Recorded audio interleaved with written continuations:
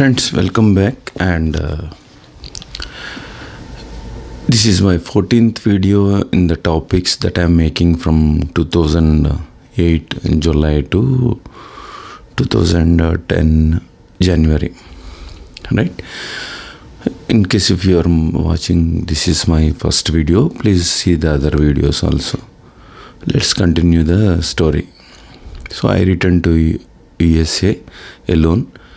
I was in the sleeping position, right, and searching for jobs. On an average, I apply 50 to 100 jobs. And applying job means mouse click only, right? You keep your honest resume and online monster or some job sites, and then you see the jobs you apply. 50% of the job requirement is matches. I used to apply. Because the rest of the 50 you will learn in the job. That's what many Indians do in America.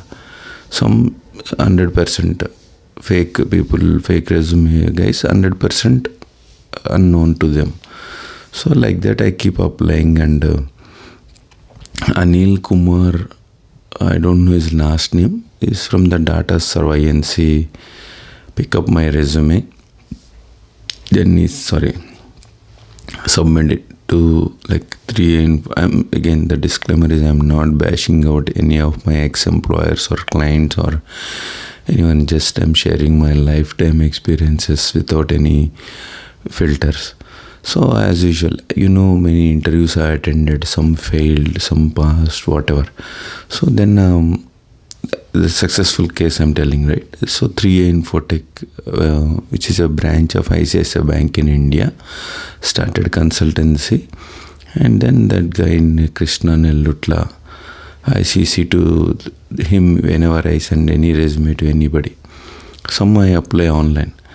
So the only method is corp to corp, it is called. Like you take my pimp, pay money for hourly, is called corp to corp. So Anil Data Serve from New Hampshire, he picked up my resume, he submitted to Spectra Force. There is a next layer, Kumar's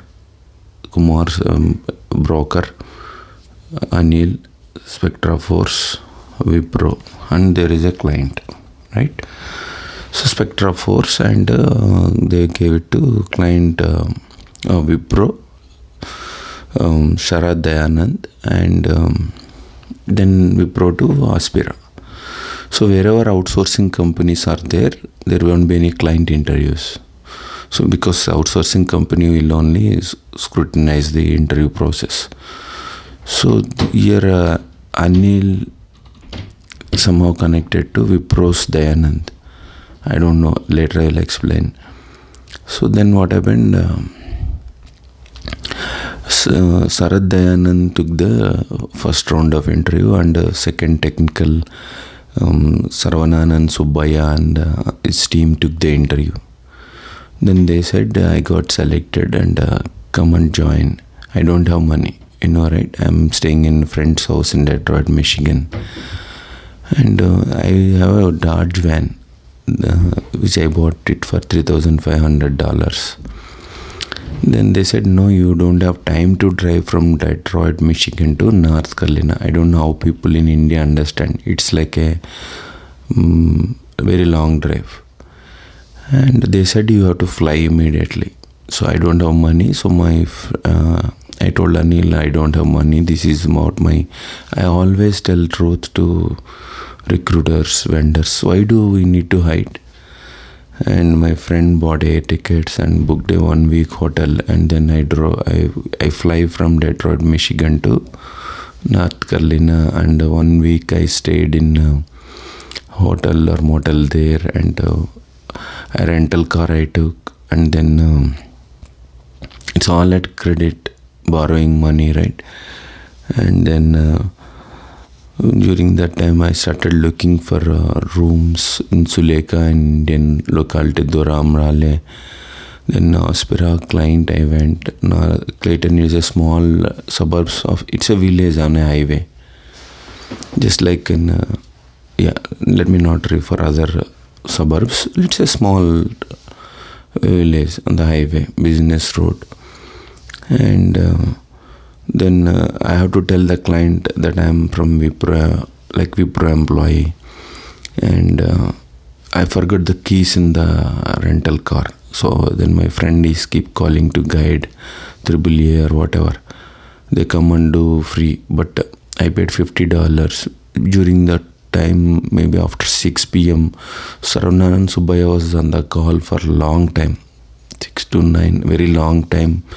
He's on the phone and scolding somebody, Rodney or somebody. I don't understand this Indian work culture, because in America also they hang up over the phone, on call, whatever. That is on the first week.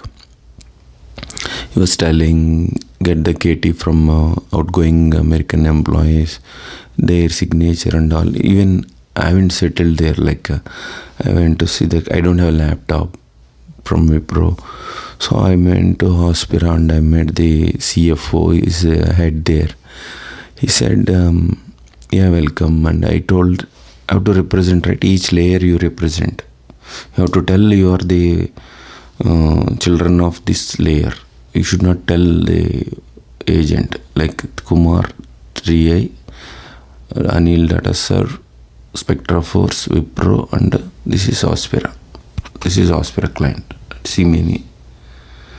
So you have to represent your Wipro employee. So you have to tell them you are a Wipro employee.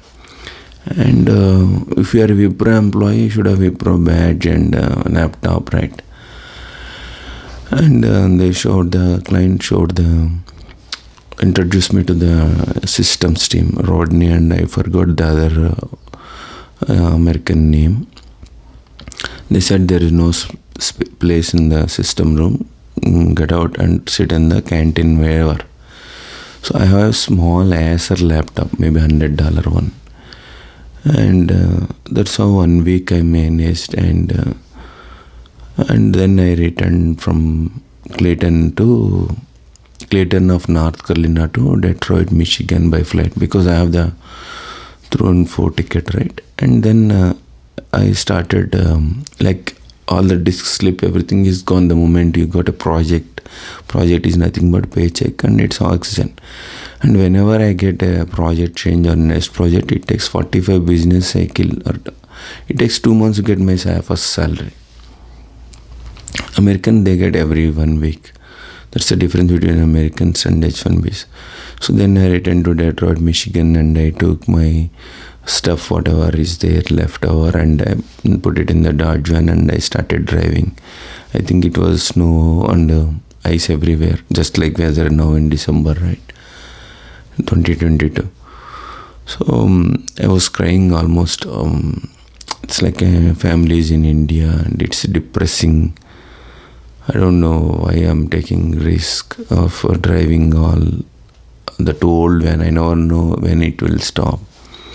So meanwhile, I told you, right, I was looking rooms in Suleka. So I went to that guy in Durham, Raleigh, in North Carolina. I don't have money, but that Punjabi roommate who posted the room advertisement asked me $500. I told I don't have, I just landed from India. Then he said, okay, Kumar, I understand your situation. So I'm not demanding this $500. You give me next month when you get a salary. So that's how he didn't take an advance. Otherwise, in America, Indians take advance and they don't let you in, right? So once I let in, he was snoring all night. Then he said, what do you do if your wife snore? So that's what is the argument. And I moved to living room to sleep. And then there's Agrawal is one landlord, apartment owner. Is on lease on his name. He has a African American girlfriend sitting in the living room. They're having sex, I don't know. So he objected, don't sleep in the living room. It's a privacy concern. He has a separate room, 2-bedroom apartment, 2 bath, I think. So we have a separate room. We have to stay together. He has to stay in his room, but he watches a big screen TV most of the time. He was working in Sony employee. That's what he said. So next day morning, but 2 a.m. I got a call from Bangalore Wipro. That lady is telling it is not pingable something. Then I said I'm Rave Duram. I'm 40 miles away from the client side. So I told the Punjabi guy, he said I'm leaving the room. He's leaving the room. He told, you put an advertisement as if you are the owner and get somebody in and to share the burden, right? But if he leaves the rent, for example, $2,000, let's altogether 2,000 by 3, but he's going out, but it will be 2,000 by 2, right? It will be $1,000 per month. Then he said, you put an ad. And then the next day, I think I got an on-call. They asked me to go to Clayton. So I went to Clayton, I drove. But it's all free of cost. So Wipro doesn't pay any money. And again, I was thinking, what is this kind of life? It's kind of a mental trauma. And finally, I didn't remove my stuff from the Dodge van to whatever I get from India, right? My mom gave a pickle and other stuff to inside the room. I didn't move because I'm planning to go out, but he said you already agreed, the Punjabi guy. And when I woke up next day morning, my van is not there where I parked. And Punjabi guy left for work. I don't have their names as of now. And then I wake up Agarwal. He has sex. He had sex all night in the living room with the girl, and finally go to his room and sleep by locking the door early in the mornings. Then I wake him up and I said, I don't see my van. Then he said, call 911. So I called 911 and they said, how come it is missing? You go and see at apartment management office, ask them whether they tow your van. So I searched and I walked the entire apartment. I don't find anywhere. I took almost 40 minutes. I called apartment management. They said they didn't tow any vehicle. So finally cop came and I don't know how to speak. I was afraid, right? It's not that I don't know English. It is you have to handle the situation. Then I request Agarwal to come out and speak to the cop, and he explained. He parked his car here. Those days we used to use the GPS, connect to the mirror. So if you leave it, somebody will, the thieves will take it. So maybe that's the reason, or we don't know. So then cop came and he said, okay, we will search on it. And then meanwhile I called my uncle and he said, Kumar, take a rental car and go to work. Why do you waste time there in the room? So I took a rental car. I was driving very fast in the tens and whatever. It's a 45 miles speed. 70 miles, 65 or 70 miles highway speed. Suddenly exit, there is a 35 miles speed limit. Clayton is a village, right? I'm coming from the Duram Raleigh. And then there also I'm going 75 mile speed. Then cop on the bridge saw and then stopped me. Why are you going speed? Then I said, my boss is waiting at work. Sharad Dayanand came from India and visiting all the sites of Aspira, and he said he gave a ticket. That's one. And meanwhile, once I reached work, a cop called, like where I complained, right? Come and pick up your Dodge van we found. So in 2 hours, the police found my van. Again, I come back to my apartment room in the Duram Raleigh, 40 minutes drive. But how can I go to cop's place? Somebody has to drive that van also, right? Then I request this Punjabi guy. He left already the room. He moved to another apartment. So he came from work. He scolded me, what is this? I have old BlackBerry phone. It fell down and it's get into pieces. Again, I assembled that BlackBerry. Then I called cop, I'm coming, and cop got angry. Why are you taking so much time? So this Punjabi guy and myself went into Dodge van. When I see all the stuff thrown near forest of that area, they throw all the stuff in the van outside, and the ignition got broken. So I bring that Dodge van to my apartment, and I don't know how to stop. There's no ignition, right? I would have left it there so that after the gas or it would stop. But again, I searched in Google. I called one guy, and he came to the van. He took me to his place, and he dropped me back. And that's how. And then Geico insurance guy gave a rental car for a month, I think. I don't remember the duration. They found the place where I kept Dodge van. Geico considered as a total loss because the rent of that place of this vehicle and the damage cost is equivalent to the cost of the vehicle, $3,500. So they gave $3,000. And this guy Agarwal saw that money. Kumar got money, and he started convincing Kumar buy cell phones. These are good ones, Sony cell phones. He's an employee there. So he sold 3 cell phones to me, saying that gift it to your parents. You showed it in Google. It is expensive. I'm employee discount something.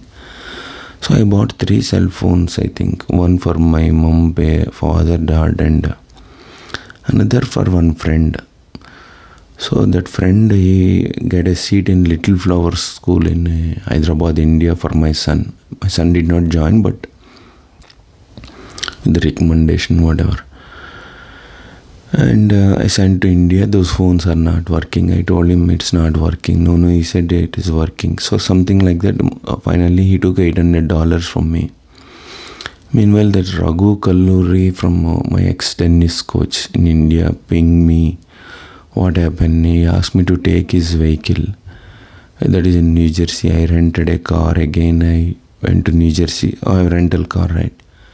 I think I returned one rental car in New Jersey. That's a dead car. So he didn't give VIN number. So you have to take a VIN number and spend $5 and see the car history and go to the car and see the physically how the car condition is. That's the way to buy a car. Don't trust Indians. Don't trust your friends. They will cheat basically. And finally I returned to New Jersey. That's another tragedy story. Then I returned to North Carolina, and then I was working. So Wipro, I don't have a laptop, right? With personal laptop, I'm working. I don't know how people understand. It's a pharmacy, world second largest pharmacy center, and the data center located on the top of the pharma center. You have to bend and walk to that place. It's very cold, and I was working on production servers. I went to the lab, how the servers connected there. Client doesn't want the servers to restart, but Wipro wants to restart. Then I contacted my friend Raj Gopal Vadrev. He was my childhood friend in Vizianagaram, and he was in TCS head, some position. And Suresh from Edison, New Jersey. Suresh, I used to discuss knowledge share, technical knowledge, not on the client side, but so they both gave advice. So that's why he said we don't hire contractors. They have always employer-employee implementation partner conflict. We always hire only TCS full-time, like that. So from Wipro, somebody has to go and take the knowledge transfer from outgoing employees and give it to Wipro employees when they arrive on L1, B1, H1B visas. That's a project. And the accounts people, Genpact from India came, and she was crying, the lady. You guys come and take away our jobs. 55 years old, I have 2 daughters. Going to college, I don't know how to do manage. So slightly I understand, but slightly something is fishy going on is what. And Rodney Wiley, the outgoing employee, he told, Kumar, don't restart production servers without taking backup, and that will be a disaster. Client will kill you on the spot. So just go out, start your engine and go. In case if you start production servers, start driving leave the client side, because client will kill you. But Wipro once, Sarunanand Subbaya was shouting. He said, you are fired, get out. Then I told Anil Tata, sir. Anil said, Sharad Dayanand is a delivery manager. He has to say, get out of the project, not Sarunanand Subbaya. And he spoke to Sharad Dayanand, and he said, you are in project, not fired. So then Sarunanand Subbaya was talking in Tamil. Another American objected, and that Sarunanand Subbaya was sent back to India, and his position is offered to another center. So, oh my God, that's a big mess, man. I don't have a laptop. Finally, I told the client the truth. I'm not from Wipro, I'm a subcontractor. Because client got a doubt. Why are you not working without a office laptop, right? Then I created ticket for a laptop for employees to Bangalore. Wipro close tickets because they get money from tickets. And then client angry, and client said, we don't like to give contract to Wipro, but it's a board decision, can't help it. Is a client head. It's a painful working with Wipro. I will continue again, and it's a mess, man. Wipro, horrible Indian. Then I realized Americans, all outsourcing companies replace Americans. Point 1. Point 2, they hire local H1Bs until there gets L1, B1, H1B. Once they get visa, they will simply kick. So America is all about replacement and displacement.